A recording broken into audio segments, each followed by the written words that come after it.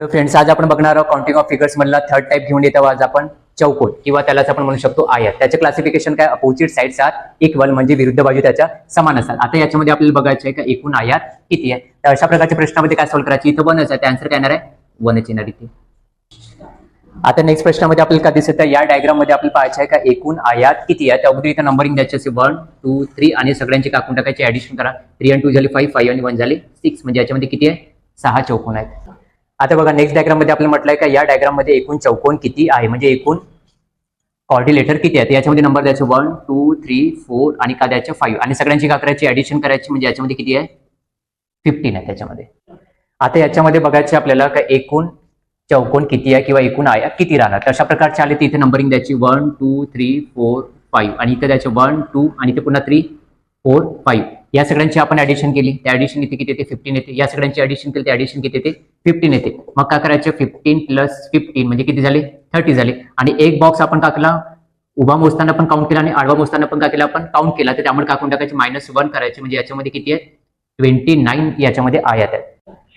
आता बघा next diagram मध्ये आपल्याला काय म्हटलंय का या डायग्राम मध्ये एकूण चौकोन किती आहे, म्हणजे कॉर्डिलेटर किती आहे. तर अशा वेळेस काय करायची, इथे नंबरिंग द्यायची अशी 1 2 3 दिले आणि इथे सुद्धा खाली काय द्यायचे नंबर द्यायचे 1 2 आणि 3. या सगळ्यांची काकून टाकायची, ऍडिशन करायची. 3 आणि 2 झाले 5, 5 आणि 1 झाले 6 आणि यांची पण ऍडिशन केली काय ते 6. मग काय करायचे, कॉलम आणि रो मध्ये जो अंक आलेला असेल 6 × 6 यांची काकून टाकायची, मल्टिप्लिकेशन करा, म्हणजे आन्सर किती येणार आहे 36. याच्यामध्ये कॉर्डिलेटर आहे, म्हणजे चौकोन याच्यामध्ये दिसून राहिले आपल्याला. नेक्स्ट डायग्राम मध्ये जे तुम्हाला अशा प्रकारची डायग्राम आली असेल, इथे विचारलं असेल टोटल स्क्वेअर किती आहेत, म्हणजे टोटल चौरस किती आहेत. तर बघून बॉक्स बघा 1 2 3 म्हणजे याच्यामध्ये आन्सर किती येणार आहे 3 आन्सर येणार आहे.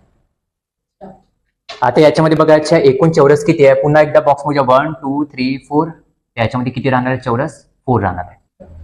आता बघा नेक्स्ट डायग्राम मध्ये जे अशा प्रकारचे जे बॉक्स आलेला असेल आणि तुम्हाला प्रश्न विचारला आहे की या आकृतीमध्ये एकूण स्क्वेअर किती आहेत, असे क्वेश्चन कसे सॉल्व्ह करायचे. इथे नंबरिंग द्यायची 1 2 3 2 3 आणि नंतर मग काय करायचे, यांच्या मग करायचे मल्टिप्लिकेशन करायचे. 3 × 3 + 2 × 2. आता कोणता अंक रिमेनिंग राहिला 1, इथे लिहायचे 1. इथे झाले 9 4 आणि 1 म्हणजे देर आर 14 स्क्वेअर आहे याच्यामध्ये.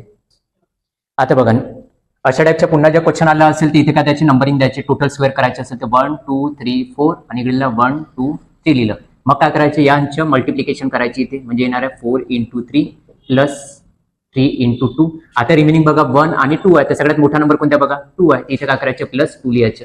इथे झालं 12, इथे 6 + 2 म्हणजे या सगळ्यांची जे आपण ऍडिशन केली त्या ऍडिशन किती येणार आहे 20 येणार आहे, म्हणजे याच्यामध्ये 20 स्क्वेअर आहे. तर आज आपण बघितलं स्क्वेअर म्हणजे चौरस कशा प्रकारे काउंट करायचे. अशाच प्रकारचे व्हिडिओ पुन्हा एकदा आपण घेऊन येणार आहोत नेक्स्ट टाइप मध्ये.